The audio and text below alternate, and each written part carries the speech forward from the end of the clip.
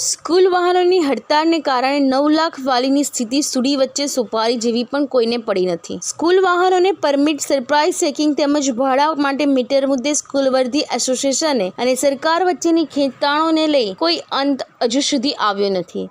School વાહનોની હડતાળને કારણે શહેરભરની સ્કૂલોમાં વાલીઓએ બાળકોને લેવા મૂકવા ધક્કા ખાવા પડ્યા હતા।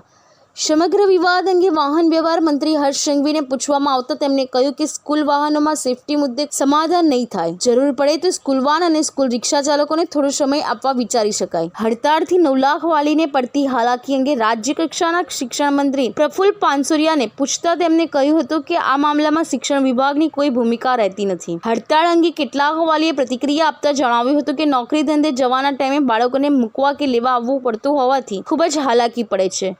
સમગ્ર વિવાદનો ઝડપથી ઉકેલ આવે તે જરૂરી છે। એક વાલીએ કહ્યું કે સ્કૂલ વાન રિક્ષા જેટલા દિવસ હડતાળ પાડશે તેટલા દિવસના પૈસા કાપી લઈશું। ત્યારે સ્કૂલ વાહનોની હડતાળને કારણે શહેરભરની સ્કૂલોમાં મોટી સંખ્યામાં વાલીઓની હાજરી જોવા મળી હતી। તેમની ફરિયાદ હતી કે અમારે કામ ધંધો મૂકીને લેવા મૂકવા આવવું પડે છે। લગભગ દરેક સ્કૂલ બહાર ભારે ટ્રાફિક પણ જોવા મળી રહ્યો છે। ત્યારે